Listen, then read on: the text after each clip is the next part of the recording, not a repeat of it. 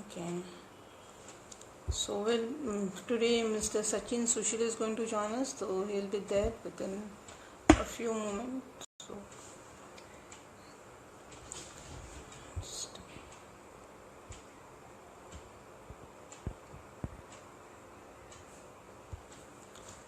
there is some kind of technical error with the Insta. Sorry for that. And like I like I said, Mr. Sachin Sushil is an independent filmmaker. He is also a freelance journalist and a writer.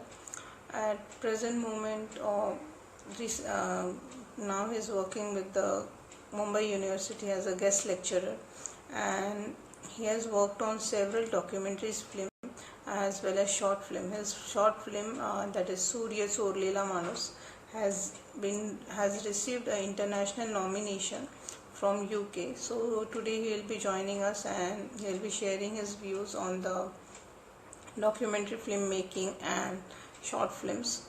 So let's welcome him. He'll be there. Is there?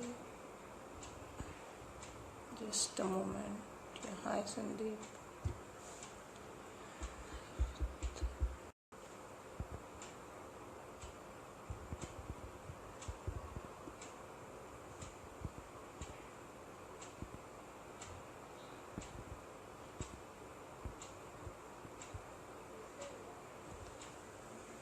Just a moment.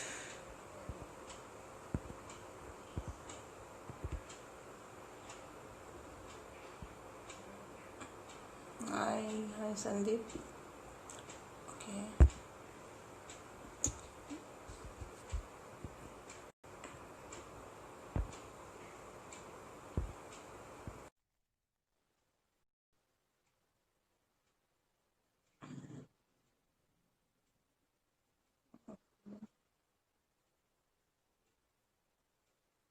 Yeah, we are waiting for him to join. Yeah, he's there. Hi. Sorry for the technical error. It was getting disconnected. Yes. नमस्कार, welcome back. Cut होत आहे तुम्ही sir. मी बसतोय मस्तपैकी छानपैकी बाहेर पाऊस पडतोय एन्जॉय करतोय. तुम्ही काय करताय? मी तुमचा इंटरव्ह्यू घेते. लाईव्ह सेशन चालू आहे. छान छान मस्त मस्त छान वाटतंय. आणि काही अशा म्हणजे टेक्नॉलॉजी लेवलला अशा टेक्निकल इश्यूज होतच राहतात. ठीक आहे ऍक्च्युली त्याला आता जास्त होत आहेत because of the rain weather आणि खूप हो. सारे ऑनलाईन सेशन चालू झाले त्याच्यामुळे ते जास्त हे होतंय, लोड येतोय ना त्याच्यामुळे. That's the reason. आपण आपल्या इकडे रोड ट्रॅफिक जाम म्हणतो तसं ऑनलाईन ट्रॅफिक जाम पण प्रकार असतो. ट्रॅफिक जाम झालाय. हो, no due problem. To the पुन्हा एकदा लॉकडाऊन सर्वांचं स्वागत. ऑनलाईन ट्रॅफिक जाम झालाय. हो. Yes. Sir welcome once again, welcome back. आणि sir tell us about your journey into documentary film making आणि ह्या लाईन मध्ये कसे आलात म्हणजे तुम्ही? बरं, ही या लाईनमध्ये ही जी जर्नी आहे, प्रवास आहे, एकंदरीत त्याबद्दल जर बोलायचं झालं तर मुळात म्हणजे लहानपणापासूनच मी एका अशा घरामध्ये माझा जन्म झाला. माझे वडील म्हणजे जरी ते रेल्वेमध्ये सर्व्हिस करून रेल्वेतून रिटायर झाले तरीही रेल्वेमध्ये सर्व्हिसला आधी ते ॲज अ फ्रीलान्स जर्नलिस्ट होते. ते फोटो जर्नलिस्ट होते, ते फोटोग्राफर होते. ते नवशक्ती आणि जनशक्ती त्या काळातले जे न्यूजपेपर आहेत ते जुन्या काळातले, तर तिथे. आणि त्याच्यामुळे साहजिकच माझा कॅमेराशी संबंध थेट माझ्या लहानपणापासूनच आला.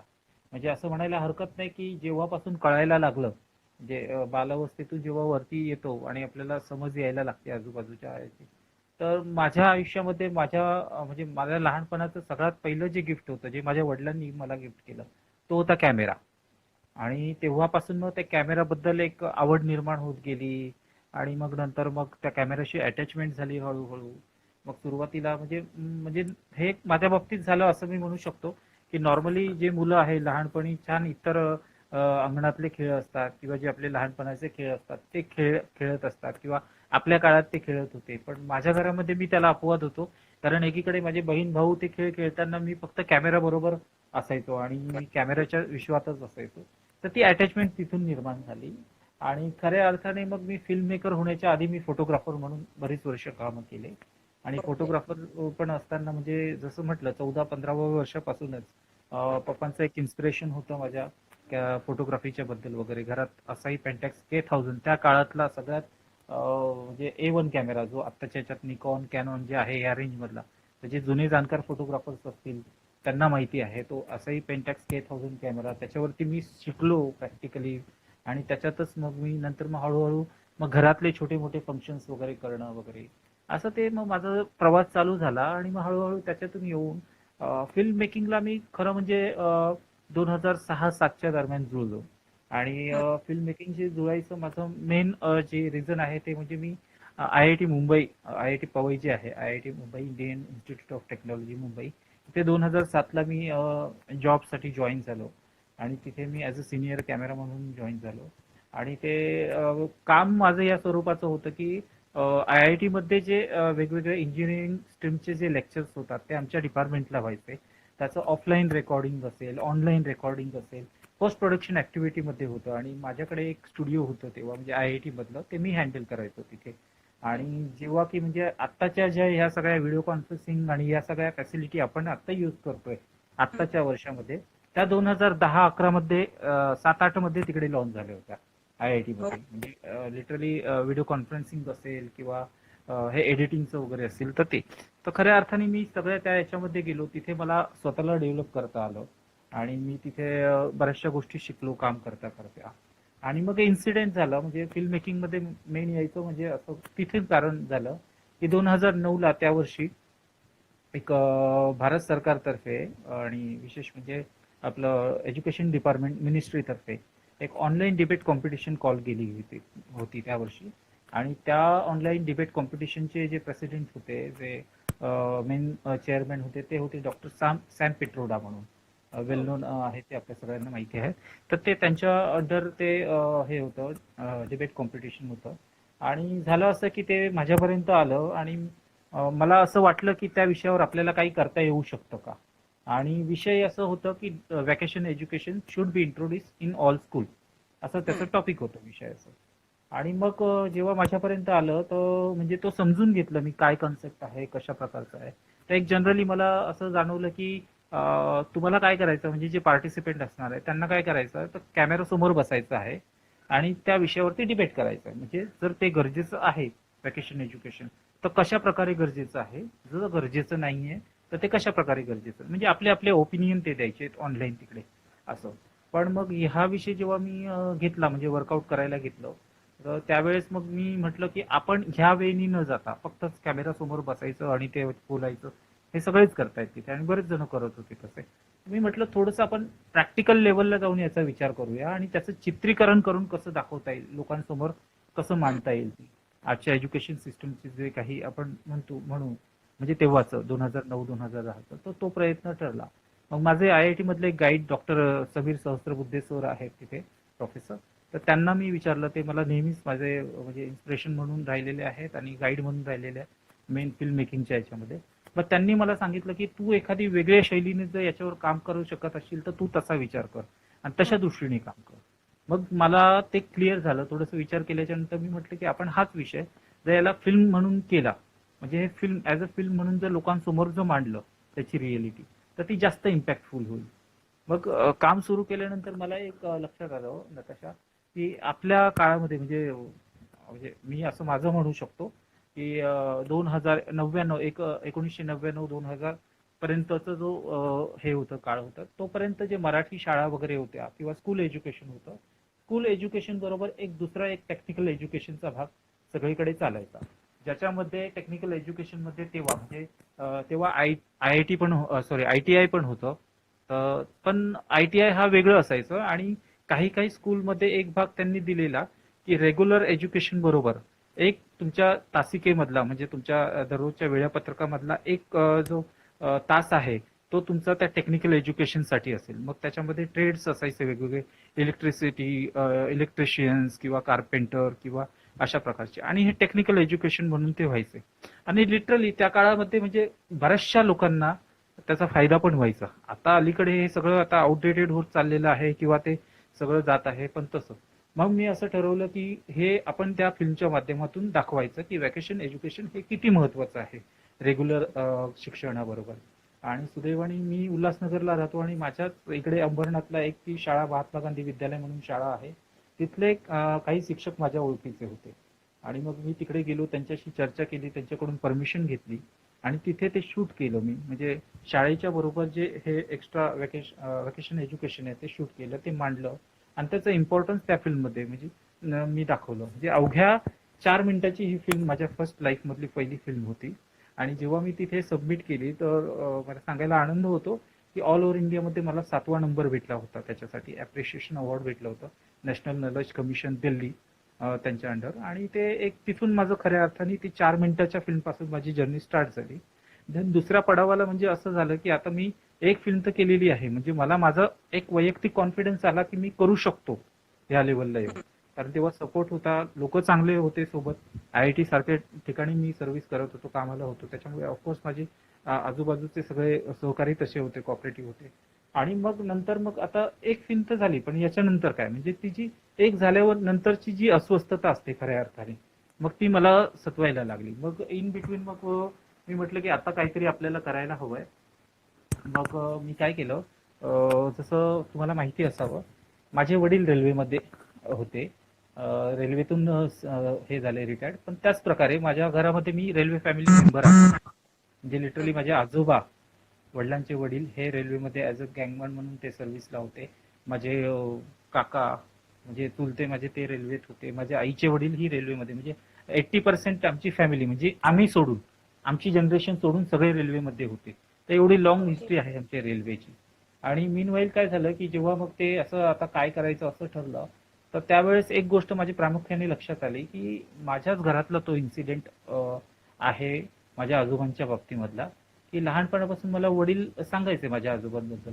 कारण माझा जन्म झाला तेव्हा माझे आजोबा नव्हते, ते वारले होते. माझ्या जन्माच्या आधीपासून ते वारले होते. पण म्हणजे ते आजोबांना मी कधी बघितलं नव्हतं आणि त्यांनी मला बघायचा प्रश्नच नव्हता, कारण माझ्या जन्माच्या आधीच ते वारले होते.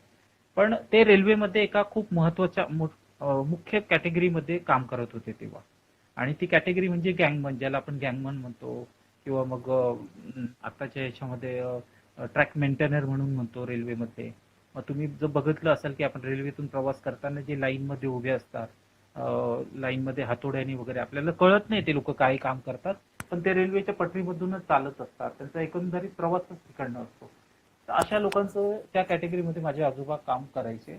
आणि नंतर मग वडिलांकडून कळत गेलं की म्हणजे आजोबांच्या बाबतीमध्ये साहजिक आहे, प्रत्येकाला उत्सुकता असते ज्यांनी आपल्या आजोबांना बघितलेलं नाही ते. तर बाबा आपले आजोबा कसे असतील किंवा काय आहे, तर माझे वडील सांगायचे की बाबा असे असे. पण त्यांचं एक ऍक्सिडेंटली डेथ झालं होतं माझ्या आजोबांचं. ते म्हणजे असं की ते त्या कॅटेगरीमध्ये काम करायचे. आणि ही जी गोष्ट आहे, हा जो इन्सिडेंट आहे त्यांच्या डेथचा, तो 35 ते 40 वर्षापूर्वीचा एक्सपिरियन्स आहे तो. म्हणजे आता जे आपण आताच्या काळामध्ये पारसिक टनल जे आहे ठाण्याला, तर तिथला तो इन्सिडेंट आहे. म्हणजे आताच्या याच्यामध्ये बरीचशी वस्ती आहे तिथे, बरंच शहरीकरण झालेलं आहे. पण 30-40 वर्ष आधी पारसिक टनलच्या इथे लिटरली काय अवस्था असू शकेल आपण इमॅजिन करू शकतो. जंगल होतं, सगळं होतं. आणि दिवाळीच्या काळामध्ये, म्हणजे हे सगळं पप्पांनी सांगितलेलं आहे मला, दिवाळीच्या काळामध्ये दिवाळीच्या दुसऱ्या दिवशी, एका वर्षाच्या दिवाळीच्या दुसऱ्या दिवशी ते आणि त्यांचे, माझे आजोबा आणि त्यांचे सहकारी तिथे त्या स्पॉटवरती काम करत होते. आणि अनलकीली त्यांना दुसऱ्या दिशेने येणारी भरधाव एक्सप्रेस त्यांना दिसली नाही किंवा कळाली नाही. आणि त्या एक्सप्रेस खाली त्यांचं ऍक्सिडेंट झालं. म्हणजे माझ्या आजोबांचं आणि त्यांच्या सोबत जे काही कलिग्स होते, त्यांचे 2-3 कलिग्स असे त्या कटले गेले त्या ट्रेनच्या खाली. आणि ऐन दिवाळीच्या काळामध्ये म्हणजे त्यांच्या बॉडीज त्यांच्या घरी आल्या होत्या, जे तेव्हा माझे वडील घाटकोपरला वगैरे राहायचे. तर असा तो एक प्रसंग होता. तर आता तो प्रसंग होता, त्या प्रसंगाचं आणि माझं जे फिल्मचं झालं गँगमन म्हणून, जी मी रेल्वेची फिल्म केली नंतर, मी डॉक्युमेंटरी फिल्म तर त्या केली, तर तसा त्याचा वैयक्तिक काही संबंध नव्हता. पण मला एक गोष्ट रिअलाइज झाली की तिथे माझे आजोबा आहे म्हणून नाही, तर माझ्या आजोबांसारखे कितीतरी वर्कर्स त्या कॅटेगरीमध्ये काम करतात आणि एवढा रिस्की जॉब करतात. म्हणजे लिटरली ट्रेन खाली येणारा जो पहिला कुठला कर्मचारी असेल रेल्वेचा, तर तो हा गँगमन आहे, ट्रेन ट्रॅक मेंटेनर आहे. तर अशा याची ती व्यथा आहे. मग मी म्हटलं की ठीक आहे, हा टॉपिक चांगला आहे. आणि तोपर्यंत त्या टॉपिकवर जास्त कुठे कामही झालं नव्हतं. आणि मी सर्च केलं युट्यूब, इकडनं जेवढ्या काही शक्यता आहे त्या पॉसिबिलिटी चेक करून बघितलं, पण ते काम झालं नव्हतं. मग मी ठरवलं की मी आता ही फिल्म एक सोशल अवेअरनेसच्या हिशोबाने करणं गरजेचं आहे. कारण लोकांमध्ये पण तोपर्यंत सोशल अवेअरनेस नव्हता. म्हणजे हा कर्मचारी कोणतरी रेल्वेच्या पटरीमध्ये उभा असतो, काहीतरी ठोकतो वगैरे, एवढं लोकांना माहिती असतं. आजही बऱ्याचशा लोकांना माहिती नाही की तो तिथे काय करतो. पण हा हो. जो कर्मचारी आहे, हा जो वर्कर आहे, हा एवढा महत्वाचा घटक आहे रेल्वेचा, ग्रास रूट लेवल वर्कर म्हटलं जातं, की त्याच्याशिवाय पटरीवरून ट्रेन चालणं हे खूप मुश्किल आहे. म्हणजे पटरीला जर काही झालं तर ट्रेन पुढे जाऊ शकत नाही. आणि अशा हम्म. अवस्थेमध्ये हा जो वर्कर आहे, गँगमन वर्कर आहे, उन्हाळा, हिवाळा, पावसाळा या तिन्ही सीझन मध्ये, तिन्ही ड्युटीच्या शेड्यूल मध्ये हा दिवस रात्र घाटामध्ये सबर्बन म्हणजे आपला जो भाग आहे रेल्वेचा, म्हणजे शहरातला, जिथे 24 तास ट्रेनची यातायात चालू असते स्पीडली. आता त्यावेळेस 2 पटऱ्या होत्या, 2 लाईन होत्या, त्याच्या 2च्या 4 झाल्या, आता 6 झाल्या, आता 8 होत आहेत आपल्या इकडे. तर हम्म. हे याची देखभाल करणारा, त्याचा मेंटेनन्स करणारा हा कामगार आहे गँगमॅन. आणि याची व्यथा पण वेगळीच. म्हणजे याच्या व्यथा पण कसं एका बाजूनी नाहीच. म्हणजे नॉर्मली जो वर्कर असतात किंवा एम्प्लॉईज असते त्यांना एक छानपैकी ऑफिसचं शेड असतं आणि तिथे ते बसून काही काम करतात किंवा काय. पण यांची ड्युटी अशी की यांच्या डोक्यावर कुठल्याही प्रकारची छप्पर नाही, यांच्या डोक्यावर कुठल्याही प्रकारचं शेड नाही. त्यांना 8-8 तास त्यांच्या ड्युटीच्या दरम्यान चालावं लागतं, लाईन चेक करावी लागते, कारण मेंटेन करण्याचं सगळं काम त्यांच्याकडे असतं, ट्रॅक मेंटेन करण्याचं वगैरे. तर तो प्रवास असतो त्यांचा. बरं, ही एक व्यथा तर त्यांची आहे. दुसरीकडे रिस्क अशी आहे की आता ठीक आहे, काही गँगमन होते म्हणजे सबर्बन मध्ये काम करतात, तर सबर्बन हम्म. मध्ये थोडंसं हे आहे की त्यांना थोडंसं रेस्ट घेता येतो किंवा थोडंसं कळतं, गाडी येता जातं. पण काही वर्कर्स असे आहेत की ज्यांच्या ड्युट्या घाट सेक्शन मध्ये दिलेल्या आहेत, जसं मंकी हिल आहे, लोणावळा घाट सेक्शन आहे, इकडे इगतपुरी घाट सेक्शन आहे. हे आता मी का बोलतोय तर हे आपण इथे राहतोय म्हणून बोलतो, पण ऑल ओव्हर भारतामध्ये यांच्या ड्युट्या तशाच आहे, विभागून दिलेल्या, खूप म्हणजे अशा ओसाड ओसाड ठिकाणी यांच्या ड्युट्या दिलेल्या आहेत. आणि त्यांना ते काम करावं लागतं म्हणून ते कामही करावंच लागतं, त्यांचं काम म्हणून ते करतात. अशा ठिकाणी त्यांची पर्सनल रिस्क पण एवढी असते की शहरामध्ये तर एवढ्या भरधाव ट्रॅफिकमध्ये ट्रेनच्या, कारण शहरामध्ये नाही म्हटलं तरी मिनिटाला प्रत्येक 3 मिनिटांनी एक ट्रेन येते जाते, पाठोपाठ असते. अशा याच्यामध्ये त्यांना काम सांभाळायचं असतं. बऱ्याच वेळेस मी जसं सुरुवातीला उल्लेख केला तसे ते गाडी खालीच हे होतात, रणवर होतात, त्यांचा मृत्यू येतो गाडी खाली येऊन वगैरे. दुसरीकडे यांची व्यथा अशी आहे की जे रेल्वे आहे, भारतीय रेल्वे आहे, त्यांच्याकडूनही हा घटक आधी खूप दुर्लक्षित राहिलेला होता. म्हणजे त्यांच्या कामाला घेऊन असेल किंवा त्यांच्या सुविधांना घेऊन असेल. म्हणजे अगदी आत्ता म्हणजे मला आठवतंय चांगलं की 2010 नंतर थोडंसं भारतीय रेल्वेनी थोडासा पुढाकार घेतला, इनिशिएट घेतला आणि त्यांच्या सगळ्या ह्या दुर्लक्षित ज्या बाबी होत्या, म्हणजे पूर्वीचे गँगमन्स असे असायचे की नाशिक, मनमाड इकडचे ते वर्कर्स लोक मुंबईमध्ये येऊन 8 दिवस राहायचे, 8 दिवस काम करायचे आणि नंतर सुट्टीच्या दिवशी ते पुन्हा त्यांच्या घरी जायचे आणि पुन्हा ड्युटीवर यायचे त्या प्रकारे.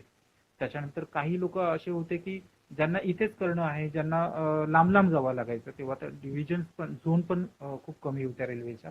आता झोन वाढल्या त्याच्यामुळे कमी झालं. पण अशा प्रकारचं. आणि मग मी ठरवलं की याच्यावरती आपण काम केलं पाहिजे, जेणेकरून हा लोकांपर्यंत आला पाहिजे. हा कामगार जो आहे, दुर्लक्षित कामगार आहे. बरं, याची ट्रेजेडी पण अशी आहे की एका लेवलला त्यांची पर्सनल रिस्क आहे, एका लेवलला त्यांचं ऍडमिनिस्ट्रेशन कडून त्यांचा दुर्लक्षितपणा होताच त्यावेळेस. अर्थात तो आता नाहीये, आता त्याच्यामध्ये बराचसा सुधारणा झाली. कारण ही फिल्मची मी जी गोष्ट करतो, हा माझा रिसर्च आणि स्टडी 2010, 11, 12, 13 ची होती. त्याच्यानंतर हे फिल्म आल्याच्या नंतर बऱ्याचशा म्हणजे ठिकाणी, स्पेशली इंडियन रेल्वेनी, म्हणजे त्याबद्दल खरंच त्यांचं रेल्वे ऍडमिनिस्ट्रेशनचं कौतुकच करायला पाहिजे की त्यांनी ह्या सगळ्या गँगमन्स लोकांच्या ज्या मेन मागण्या होत्या किंवा जे जे प्रॉब्लेम्स होते तो त्यांच्या लेवलला सॉल्व्ह करण्याचा प्रयत्न केला. पण मग दुसरीकडे एक डेली कम्युटर म्हणजे तुम्ही आम्ही जे प्रवास करतो, तर अशा याच्यामध्ये काही प्रवासी असे म्हणजे कॉलेजमधले मुलं असतील किंवा असेच जे आपण म्हणू शकतो आउटलाईनचे वगैरे जे आहे, ते प्रवासातून म्हणजे प्रवास करताना दरवाजामध्ये उभं राहू, हे गँगमन ज्या एखाद्या ठिकाणी जर ते गाडी जाते म्हणून बाजूला उभे राहिले असतील, गाडीच्या बाजूला उभे राहिले, तर तिथे त्या ठिकाणी गाडी पास होताना त्यांच्यावरती थुकणं म्हणजे लिटरली थुकतात, काही वेळा थुकतात, त्यांना शिव्या देतात किंवा कधी कधी असेही प्रसंग झालेले आहेत की त्यांना भरधाव ट्रेन मधून लातेने त्यांच्या डोक्याला इजा पोहोचवलेली आहे आणि काही वेळेस ते मरून पण पडतात त्या सगळ्या याच्यामध्ये. तर असं जी कॅटेगरी आहे ती, तर त्याच्यावरती मी थोडं फोकस केलं आणि मला असं वाटलं की याच्यावरती आपण आता काम केलं पाहिजे. मग हा विषय तर सोपा नव्हता. आता मी हे एवढं सगळं म्हणजे तुम्हाला याच्यासाठी सांगितलं की हा थोडंसं व्यक्ती लक्षात यावं त्या कामगारांची, त्या कॅटेगरीची, म्हणून मी तुम्हाला सांगितलं. पण पुढचा जो हे होता त्याचं चॅलेंज, ही माझ्या लाईफमधली खूप चॅलेंजफुल फिल्म राहिली, म्हणजे प्रोसेस राहिली फिल्म मेकिंगची प्रोसेस. त्याच्यानंतर मेन चॅलेंज हे होतं की रेल्वे बरोबर मी काम करतोय, रेल्वेच्या घटकाबरोबर काम करतोय. तेव्हा मग मला साहजिक आहे की रेल्वेला अप्रोच करणं येतच त्याच्यामध्ये, कारण without railway permission I cannot do anything. आणि जरी मी हम्म. केलं तर ते गुन्हा मानलं जाणार, कारण रेल्वे प्रिमायसिस मध्ये कोणालाही अशा प्रकारे शूट करणं, विदाऊट परमिशन शूट करणं हे पॉसिबलच नाही. मग माझा तो एक वेगळा काळ राहिला. म्हणजे नताशा, मी सांगू इच्छितो की ह्या प्रोजेक्टला कमीत कमी 4 वर्ष फक्त मेकिंगलाच लागले. तो असं की ओके. सगळ्यात म्हणजे डॉक्युमेंटरी, कुठलीही डॉक्युमेंटरी असो, पण सगळ्यात महत्वाचा जो भाग आहे तो डॉक्युमेंटरी फिल्म मेकिंग मधला रिसर्च आणि स्टडी.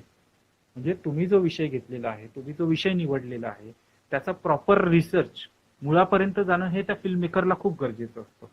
आणि त्याच्यानंतर मुळापर्यंत गेल्यानंतर त्याची स्टडी, प्रॉपर स्टडी होणंही गरजेचं असतं. आणि ते 1-1.5 वर्ष माझं त्याच्यामध्ये गेले. नंतर जेव्हा रेल्वे परमिशनचा संबंध आला, तेव्हा मला 1 वर्ष म्हणजे माझी लिटरली निराशा झाली, कारण रेल्वेकडून परमिशन दिल्या नाही गेलं. त्यांना कन्व्हिन्स करण्यात आमचा वेळ गेला, की माझे वडील पण तेव्हा रेल्वेमध्ये सर्व्हिसलाच होते. आम्ही दोघं त्यांना ऍडमिनिस्ट्रेशनला हेच पटवून देत होतो की आम्हाला ही फिल्म काही कुठल्या तिकीट करायची नाहीये किंवा कुठल्या. Hello.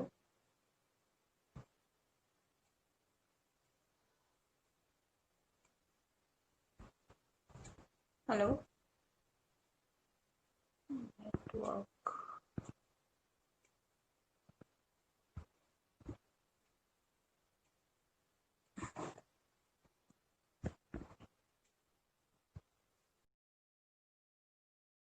Network. I think. Hello. I think there was a network problem. So hope he join back soon. So let's see.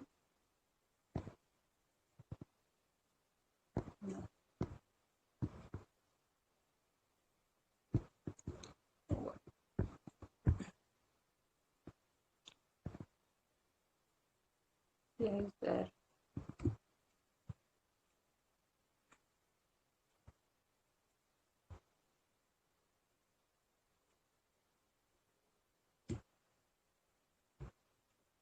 Okay. I think there is some kind of network issue on his end. So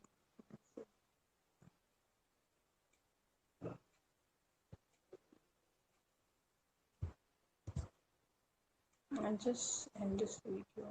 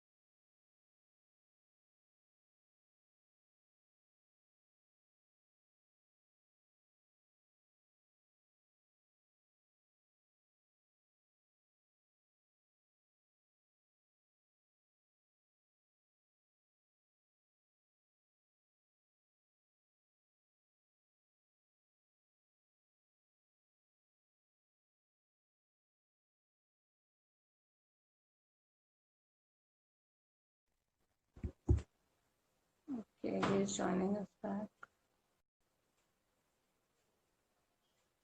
Please get connected.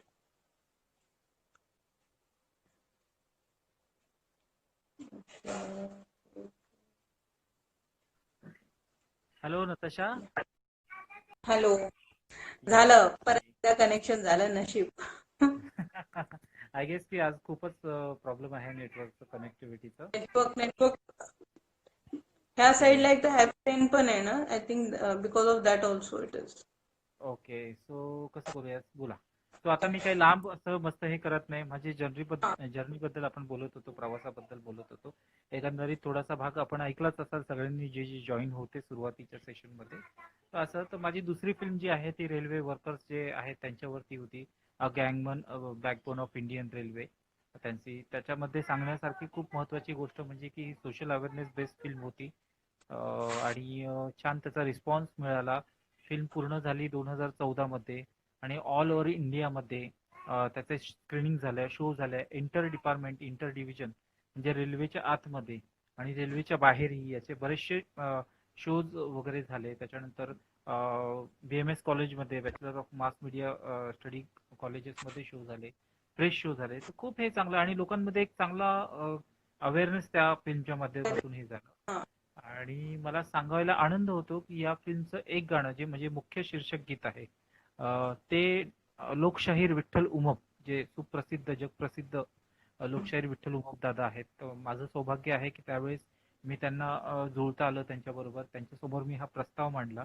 आणि हे म्हणजे भारतीय रेल्वेच्या इतिहासात, कर्मचाऱ्यांच्या इतिहासात हे पहिलं एकमेव असं गाणं आहे जे दादांनी त्याच्यासाठी त्या गाण्याच्या रूपाने आवाज दिला. आणि नताशा म्हणजे सांगायला आजही हे होतं की हे गाणं ऐकल्यावरती ऐकणारा प्रत्येक रेल्वेचा कर्मचारी जो आहे, कळत नकळत त्याच्या डोळ्यातून पाणी येतं. तर हे अजरामर गाणं दादांनी गायलं. आणि म्हणजे शक्यता आहे त्याची अशी पण हे झालं नंतर की हे लोकशाहीर विठ्ठल उमप दादा यांचंही आयुष्यातलं शेवटचं गाणं जे रेकॉर्ड केलेलं होतं, त्यांनी केले असतील पण ऑन रेकॉर्डिंग हे गाणं ठरलं. आणि तो एक रेल्वेचा अचीव मोमेंट ठरला माझं. तर हे माझं दुसरं प्रोजेक्ट होतं खूप मोठं आणि एक वेगळा अनुभव होता एवढ्या मोठ्या इंडियन रेल्वे सारख्या गव्हर्नमेंट ऑर्गनायझेशन बरोबर काम करण्याचा. ते दुसरं रिसेंटली मी तसंच एक डॉक्युमेंटरीचा प्रोजेक्ट केला, जो की आपल्या वेल नोन एक आपले विचारवंत आहेत, सुप्रसिद्ध विचारवंत, ज्येष्ठ विचारवंत लेखक. क्वेश्चन आहे मला. आता तुम्ही जे डॉक्युमेंटरी बोललात, sorry for cutting you, but हा एक मेन प्रश्न आहे की what is the difference between a documentary आणि अ शॉर्ट फिल्म. कारण की बहुधा असं होतं, एक शॉर्ट फिल्म बनवली, मोबाईलने शूट केलं, we have created a documentary. तो what is the difference between a documentary आणि a short film, mobile film काय?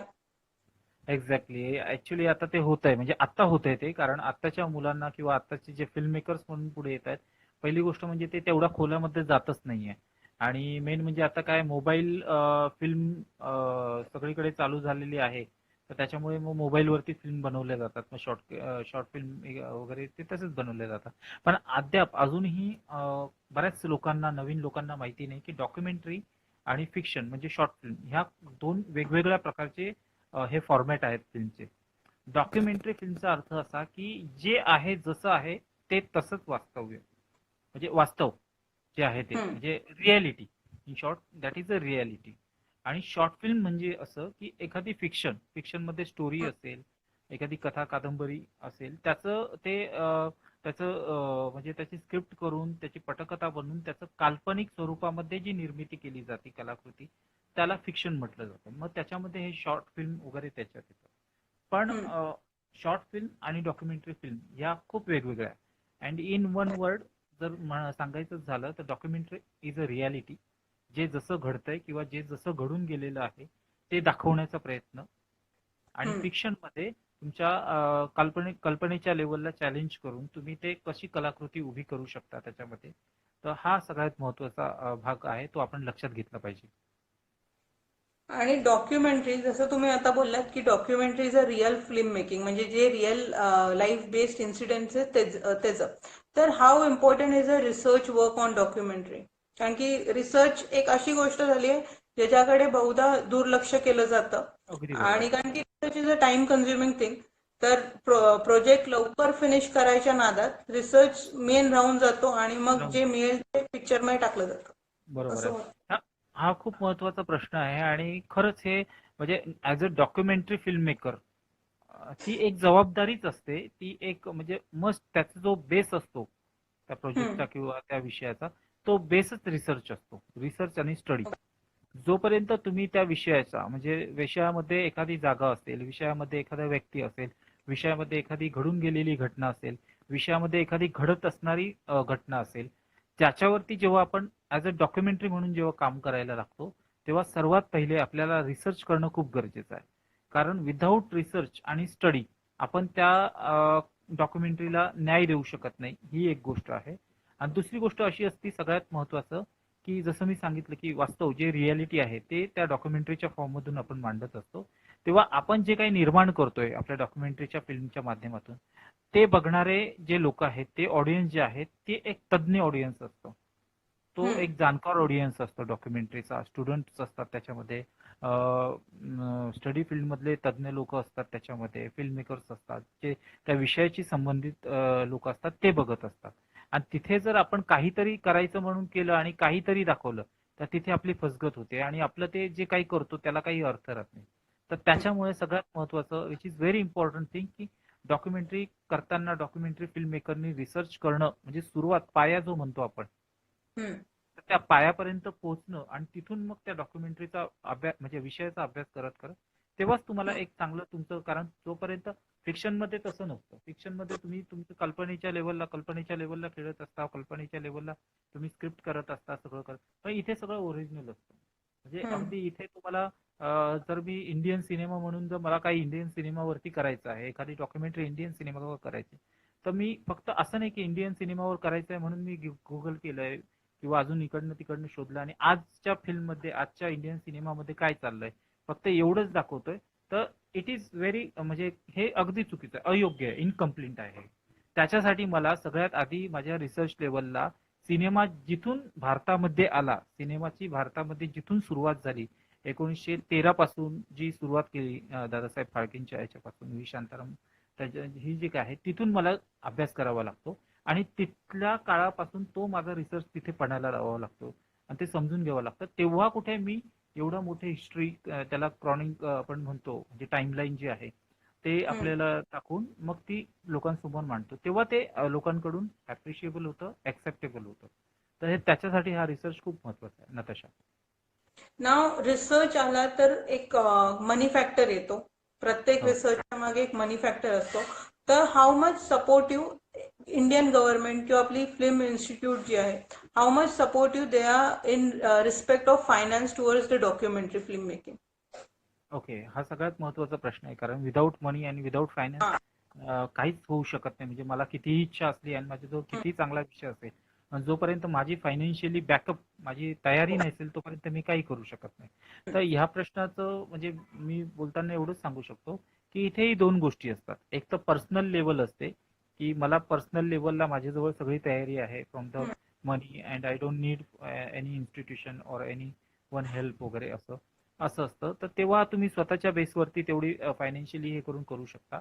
And the second another part म्हणजे जो महत्वाचा आहे, गव्हर्नमेंट सपोर्ट जो आहे. तर आपल्याकडे जे प्रसार मंत्रालय मार्फत जे त्याच्या अंडर जे येतं, फिल्म डिव्हिजन वगैरे येतो, तर ह्या काही अशा गव्हर्नमेंटच्या ह्या आहेत की ज्या फिल्म मेकर्सला सपोर्ट करतात. पण ओके. सपोर्ट करतात, पण त्यांचेही वेगवेगळे क्रायटेरिया आहे. न्यू फिल्म मेकर्ससाठीही क्रायटेरिया आहेत. तर त्याचा आधी आपण अभ्यास केला पाहिजे, ते समजून घेतले पाहिजे. बरं, दुसरी गोष्ट अशी होते कधी कधी की मी म्हणतोय की ते सपोर्ट करतायत म्हणून एखादा नवीन फिल्म मेकर तिकडे गेलात, अप्रोच झाला, तर नाही, ते नाही करत. कारण तुमचा आधीचा अनुभव तिथे पणाला लागत असतो. तुम्ही काय केलेलं आहे, कशा प्रकारे केलेलं आहे, तुमचं वर्क काय झालेलं आहे, त्या सगळ्या गोष्टी लक्षात घेतल्या जातात. आणि नंतर कुठे आपल्याकडे एक चांगलं आहे, गव्हर्नमेंटकडून एक सपोर्ट पण आहे की फिल्म डिव्हिजन किंवा गव्हर्नमेंटच्या संस्थांमार्फत एक सबसिडी पण भाग आहे पिक्चरसाठी किंवा फिल्मच्या कुठल्याही कलाकृतीसाठी वगैरे. तर तोही एक भाग आहे. पण ते कसं असतं, सबसिडी आपल्याला कधी मिळते, जेव्हा आपला एखादा प्रोजेक्ट पूर्ण झालाय, ओके. म्हणजे प्रोडक्शन लेवल पूर्ण झालेलं आहे आणि त्याचं आपण सगळे त्याच्यासाठी बऱ्याचशा प्रोसिजर असतात. म्हणजे तुमचं प्रॉपर ते बजेटिंग जे खर्च तुम्ही सुरुवातीला तुम्हालाच खर्च करावा लागतो तो.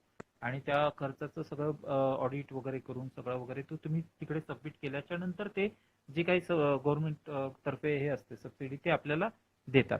पण त्याच्यामध्ये पुन्हा तोच एक गोष्ट आहे की म्हणजे मी हे वारंवार याच्यासाठी सांगतोय की आपले जो काही नवीन मित्र जे न्यू फिल्म मेकर आपल्याला आजच्या सेशनला जॉईन झाले असते तर त्यांना ते माहिती व्हावं की एक प्रकारचं असं ते गैरसमज राहू नये की मी फिल्म मेकर आहे म्हणजे मला पण मिळेल म्हणून. तसं नसतं. सुरुवातीला तुम्हालाही तुमचं शोकेस तसं करावं लागतं आणि देन नंतर तुम्ही, कारण जेव्हा तुमचा एखादा क्रायटेरिया पूर्ण होतो, प्रोफाईल बनतं, तेव्हा तिकडची बॉडी आहे, तिकडची ऑथॉरिटी आहे त्या बाबतीमध्ये विचार करतात. तर असं आहे. आणि एकदा तुमचं ते झालं तर मग ते तुम्हाला एक गोष्ट आहे पण तशा की कितीही नाही म्हटलं तरी याच्यामध्ये पण थोडासा भाग हा येतो की फिल्म डिव्हिजन म्हणा किंवा ह्या ज्या काही गव्हर्नमेंटची जिथून सबसिडी किंवा फायनान्शियली या गोष्टींचं येतं, एक निराशा आहेच तिथेही आजही ती गोष्ट की याच्यामध्येही म्हणजे पटकन नवीन लोकांना किंवा अजून माझ्यासारख्या लोकांनाही पटकन सबसिडी किंवा हा भाग दिला जात नाही. त्याचं कारण असं आहे की तिथे वरती ऑलरेडी काही प्रस्थापित फिल्म मेकर्स आहेत ज्यांचं बरंचसं काम झालेलं आहे, तर त्यांनाही प्राधान्य दिलं जातं पहिल्यांदा. त्यांना प्राधान्य दिलं जातं आणि त्यांचं मग ते चालतं. त्याच्यामुळे असं नंतरच्या आमच्या सारख्यापर्यंत यायला त्याला उशीर लागतो. पण मला असं वाटतं की मला म्हणजे पर्सनली जर मला या गोष्टीचं विचारलं तर मी फिल्म मेकर म्हणून जर मी बघत असेल एखाद्या गोष्टीकडे वगैरे तर मी प्रयत्न नक्की करेल तिथपर्यंत पोहोचण्याचा, त्या सगळ्या प्रोसिजर जाणून घ्यायच्या, तिथे अप्लाय करायचा. पण ते होत नाही म्हणून मी माझं काम थांबवणार.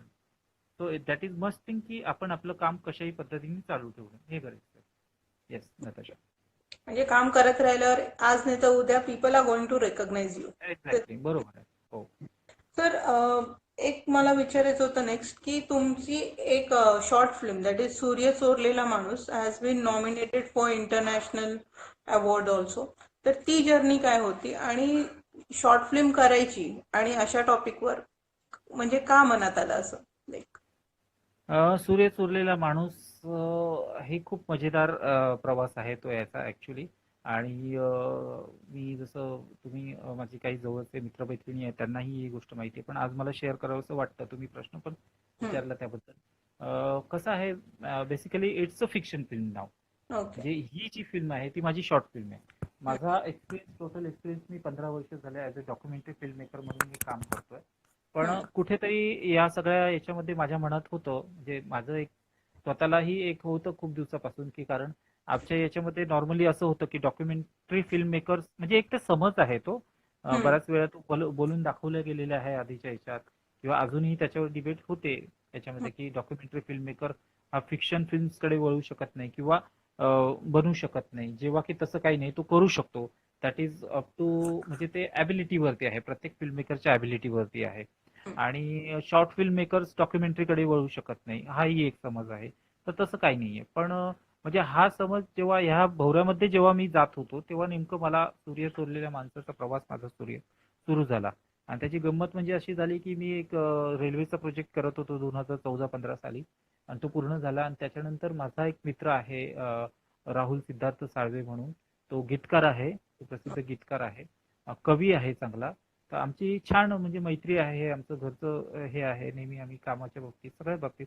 तर एक दिवस त्याच्या घरी असंच गेलो होतो मी, आणि त्याची ती दीर्घ कविता, ऍक्च्युली सूर्य चोरलेला माणूस is a monologue based film, म्हणजे ज्याला दीर्घ कविता मराठीत बोलतो आपण, त्या फॉर्मॅट मधली कविता आहे ती.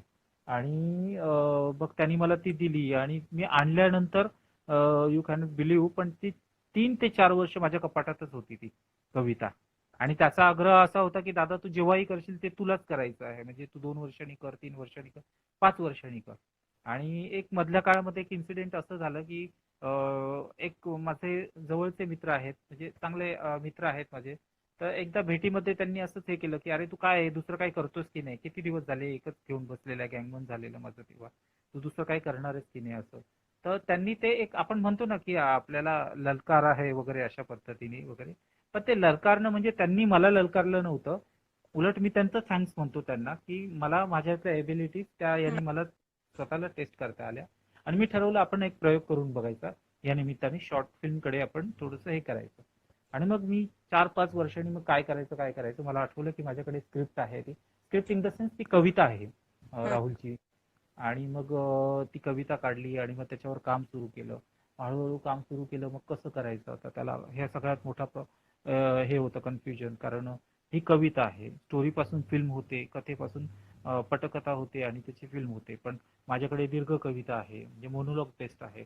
त्याच्यावर माझा काही पूर्वीचा अनुभव पण नव्हता असा फारसा. पण अशा वेळेस आपले जे मित्र असतात, जे त्या फील्डमधले असतात, सपोर्टर्स असतात, त्यापैकी माझं समीर कदम नावाचा एक मित्र आहे. Is a cameraman. त्याच्यानंतर महेश गावडे म्हणून लाईट डिरेक्टर आहेत, जे की यशराज प्रोडक्शनमध्ये आहे.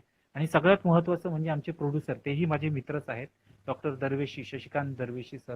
कारण त्यांनी म्हणजे फायनान्शियली मला सपोर्ट दिला, त्याच्यामुळे ते होऊ शकलं. हे फायनान्स एक इज व्हेरी महत्त्वाचं. हो, finance is very important thing. हो, तर त्याच्यामुळे तो सपोर्ट खूप महत्त्वाचा होता. मग मी पुढे काम सुरू केलं त्याच्यावरती.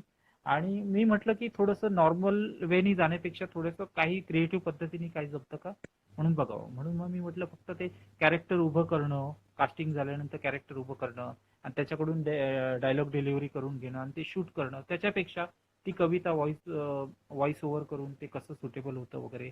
बरं, त्याच्यामध्ये मग टूलचा पण एक प्रकार येतो. म्हणजे तुम्ही जेव्हा तुमचं फायनल करता फिल्म वगैरे, बरं त्याच्यामध्ये मल्टी कास्टिंग असेल तर ठीक आहे, ते डायलॉग बेस्ड होते. पण एक जेव्हा सिंगल कास्टिंग फिल्म असते तर ती कशी डिलिव्हर होऊ शकते, एक्सप्रेस, याचा बराचसा विचार असतो.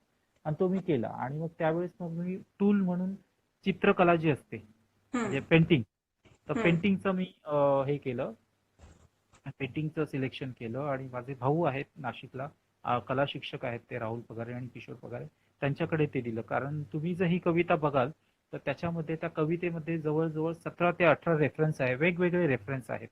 म्हणजे अगदी त्याच्यामध्ये कवी ग्रेसांचा रेफरन्स आहे, M.F. हुसेन साहेबांचा रेफरन्स आहे, नटसम्राटांचा रेफरन्स आहे.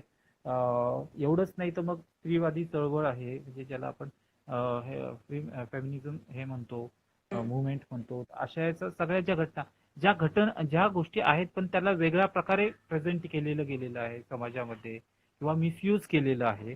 तर ह्या सगळा प्रकार आहे. आणि हा सगळा प्रकार काय आहे, तर तो जो एक सेंट्रलाइज कॅरेक्टर आहे आमचा, जो आम्ही कास्टिंग केलेला आहे, तो कलाकाराच्या भूमिकेत आहे. तो कलाकाराच्या भूमिकेमध्ये म्हणजे ऍट द टाइम तो एक उत्कृष्ट नट आहे, अभिनेता आहे, उत्कृष्ट चित्रकार आहे, उत्कृष्ट कवी आहे, म्हणजे बरेच लेखक वगैरे, असं मल्टी टॅलेंटेड एक माणूस, कलाकार, असा तो कलाकार आहे. आणि ही त्याच्या संतापाची, त्याच्या आतमधल्या घुसमट असणारी ही कविता आहे, ही स्टोरी आहे त्याची, सूर्य चोरलेला माणूस. म्हणजे इन शॉर्ट मी तुम्हाला एवढंच सांगेल की आपल्याकडे बरेचसे असे सिनियर आर्टिस्ट होऊन गेलेले आहे की त्यांनी आयुष्यभर त्यांच्या हयातीमध्ये समाजाला आपल्या कलेच्या माध्यमातून आपल्या डेडिकेशन केलेलं आहे, लोकांना एंटरटेन केलेलं आहे आणि सेवा केलेली आहे कलेच्या माध्यमातून. लिटरली तुम्हालाही माहिती आहे, आपल्या सगळ्यांना माहिती आहे की काही काही याच्यातले काही काही असे सिनियर आर्टिस्ट आहे की त्यांच्या नशिबामध्ये शेवटच्या क्षणाला साधं म्हणजे घर पण, निवारा पण राहिला आला नाही. म्हणजे लिटरली तुम्हालाही माहिती आहे, भाड्याच्या घरात राहण्यापासून ते त्यांचा हॉस्पिटलचा स्ट्रगल झालेला आहे, ऐन टायमाला हॉस्पिटलचा खर्च नाही करू शकले, जेवणाचे पण खूप वांदे होते. म्हणजे असे पण जेवणाचे. आर्टिस्ट आहेत ज्यांच्याकडे जेवणाला पण पैसे नसतात पुरेपूर. हो, 2 टायमाचे जेवणाचे प्रॉब्लेम्स होते. आणि त्यांचं म्हणजे एवढं सगळं केल्यानंतर त्यांचं जे शेवटचे म्हातारपण आहे, ते मंत्रालयाचे म्हणजे पायऱ्या घासण्यातच दिवस गेलेले आहेत, की पेन्शन कुठून तरी मिळेल का, काहीतरी आर्थिक सहकार्य मिळेल का. तर आणि अशा बऱ्याचदा असं असं पण होतं की लाईक जोपर्यंत ती व्यक्ती किंवा जोपर्यंत तो आर्टिस्ट स्टेजवर असतो ना, किंवा लाईमलाईट मध्ये असतो, लोक ओळखत असतात. पण जेव्हा मंत्रालयाचे, जसं तुम्ही बोललात, फेऱ्या मारण्यात वगैरे, तिथे येस, कोणीही ओळख वगैरे पण देत नाही, असं पण नाही इन्सिडेंट दाखवत. खूप. अगदी बरोबर आहे, अगदी बरोबर आहे. आणि मग अशा एखाद्या कलाकाराची आठवण कधी येते प्रशासनाला किंवा लोकांना, ज्यावेळेस तो एकदम मरणाला टेकतो, ज्यावेळेस काही त्याच्याविषयी बातम्या फ्लॅश होतात की या व्यक्तीचं एवढं आहे योगदान, त्याच्याकडे दुर्लक्ष केलं जातं. तर हा असा एक माणूस आहे. आणि ही त्याची स्टोरी आहे की त्या माणसाला ही अशा रिअल गोष्टी झालेल्या आहे, रिअल कलाकारांबरोबर झालेल्या आहे, की शेवटच्या क्षणाला मग जेव्हा ऍडमिनिस्ट्रेशनला कळतं की अशी अशी व्यक्ती आहे शेवटच्या ह्याच्यात आहे, आणि प्रेसमध्ये त्याच्याविषयीच्या बातम्या येत आहेत, तर आपण जास्त हे करण्यापेक्षा आपण त्याला एखादा जीवन गौरव पुरस्कार देऊन त्याला हे केलं पाहिजे, जेणेकरून आपल्या रेकॉर्डला पण राहील आणि लोक म्हणजे आपल्याला कोणी विचारणार नाही. तर अशा एका कलाकाराची कथा आहे की ज्याला मरणाच्या दारात असताना शेवटच्या क्षणाला, जेव्हा कोणी नसतं सोबत, सगळ्या गोष्टी, आणि शेवटच्या क्षणाला जेव्हा तो मृत्यूकडे झुकत चाललेला असतो, तेव्हा मग काही सरकारी अधिकारी त्याच्याकडे येतात आणि जीवन गौरव पुरस्कार देण्याचं घोषित करतात त्याला वगैरे. आणि त्या दरम्यान त्याचा जो उद्रेक असतो, हा सगळा संताप असतो एकंदरीत त्या सिस्टमवरचा, हम्म. म्हणजे त्या सिस्टीमचा, आणि प्लस आजूबाजूला ज्या घडणाऱ्या गोष्टी आहेत, जे डोळ्यांना दिसतं पण काही करू शकत नाही असं, ती जे एक संताप आहे, तो ह्या कलाकाराची कथा आहे. आणि ती उद्रेक म्हणजे त्या संतापाचा जो उद्रेक आहे, तो आहे सूर्य चोरलेला माणूस. तर ही एकंदरीत अशी स्टोरी आहे ती. अगदी 12 मिनिटाची फिल्म आहे ही.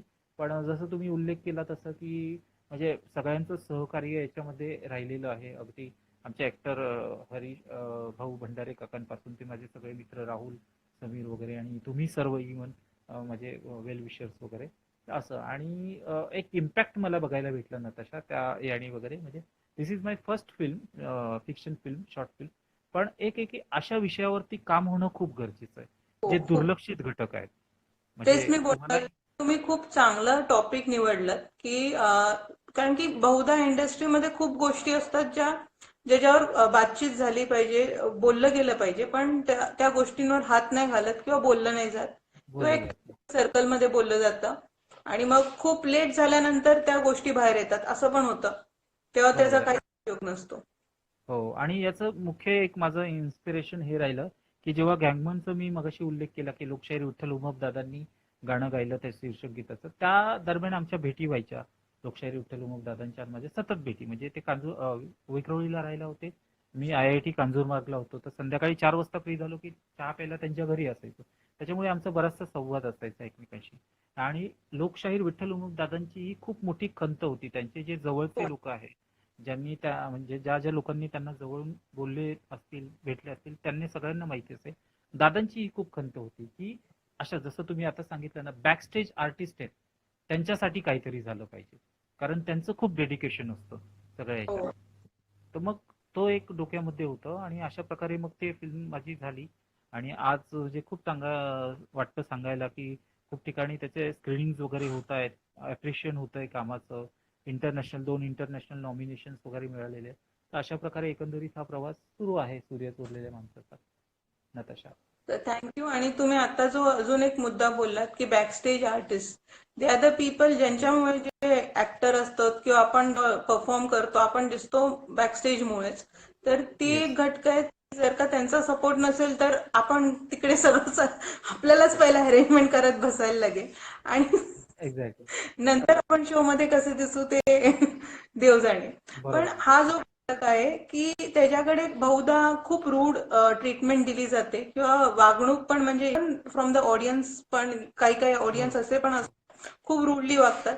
तर एक हो. मानसिकता म्हणजे इंडियन मेंटॅलिटी तिकडे एक चेंज झाली पाहिजे की even they should be treated as a human. आणि एक्झॅक्टली. पुढचा जो कलाकार दिसतो तो because of those people only. Yes, yes. तर बॅकस्टेज त्यांना पण एक आर्टिस्टमुळेच अप्रिसिएशन दिसतात. मिळायला गेलं पाहिजे, तर that is also there. Yes. तर त्याच्यामुळेच माझा हा प्रयत्न होता. आणि माझा जसं उल्लेख केला मी, राहुल साळवे म्हणून माझा गोड मित्र आहे, तो गीतकार आहे. तर त्याचे राहुलची आणि माझी बॉन्डिंग अशी होती, म्हणजे आता हे बोलायला नको पाहिजे, तुम्हाला त्या माहिती आहे पर्सनल गोष्टी. तो कविता करतो आणि तो कवी आहे वगैरे, पण मी कवी नाही समजत स्वतःला, मी जरी लिहित असलो तरी. पण आमच्या दोघांची ती वैचारिक बॉन्डिंग खूप पहिलीपासून तशीच आहे. म्हणजे त्यांनी जेव्हा चोरलेला माणूस लिहिला, तर ती राहुलची घुसमट होती. म्हणजे राहुलची ओके. घुसमट म्हणजे राहुलला कळत होतं की एक कलाकार म्हणून आजूबाजूला काय घडलं जातंय, कशा प्रकारे ज्या गोष्टी व्हायला नाही पाहिजे त्या. म्हणजे कवी संमेलनं भरवले जातात, पण कवी संमेलनातून काय साध्य होतं? गझलेचे कार्यक्रम घेतले जातात, पण गझलेच्या एकातून काय साध्य होतं? मूळ गोष्टी तर बाजूलाच राहतात. तर ही सगळी घुसमट म्हणजे एका कलाकाराची घुसमट जी आहे, ते राहुलनी त्या कवितेमध्ये बांधलं. आणि सुंदर राहुलनी ते बांधल्यानंतर त्यांनी तो विश्वास दाखवला की दादा आपल्याला हे करायचं. आणि पुढे जाऊन मग मी त्याच्यावर काम केलं. मागच्या वर्षी त्याचं शूट वगैरे झालं. आणि लकली छान, म्हणजे मलाही अगदीच म्हणजे अनपेक्षित होतं. पण खूप लोकांचं त्यांना म्हणजे अप्रिशिएट केलं कामाचं. आम्ही सगळ्या टीमचं अप्रिशिएशन अजूनही होतं. कालच्या बांगलादेशच्या फिल्म फेस्टिवलमध्ये पण त्याचं डिस्कशन झालं. हो. त्याच्यामध्येही सुंदर सुंदर रिस्पॉन्स भेटला. तो असा आहे. आणि मी 1 मिनिटं एवढं सांगेल सगळ्यांना जे आता लाईव्ह असतील त्यांना, जर कोणाला ही फिल्म बघायची इच्छा असेल, आता जे मी काही सांगितलं, तर येत्या 9 तारखेला सिलहॅट फिल्म फेस्टिवल म्हणून जो आहे त्याचं फेसबुक पेज आहे, ऑफिशियल फेसबुक. तर त्याच्यावरती येत्या 9 तारखेला या आपल्या सूर्य चोरलेल्या माणसाच्या फिल्मची स्क्रीनिंग आहे. तर तुम्हाला तो बघायला मिळू शकेल त्याच्यामध्ये. येस नताशा. तर थँक्यू वन्स अगेन एवढी सुंदर इन्फॉर्मेशन दिल्याबद्दल, एवढ्या वेळात वेळ काढून आम्हाला about the documentary film making, short film making मधला डिफरन्स, आणि hopefully this session provide help to the people जे लोक ह्या फिल्म मेकिंग मध्ये स्पेशली डॉक्युमेंटरी आणि शॉर्ट फिल्म मध्ये अप्रोच करायला बघतात. So thank you once again, thanks for joining us, आणि लॉकडाऊन संपल्यावर नक्की भेटू. डेफिनेटली नक्की भेटूया. आणि पुन्हा सगळ्या टीमचं कौतुक तुमच्या सहित की इतका सुंदर उपक्रम केलाय आणि करताय. तर उत्सुकतेने वाट बघतोय पुढच्या सेशन मध्ये येणाऱ्या सर्व गेस्टची. ओके, चलो see you, bye, take care all of you. Bye, take care.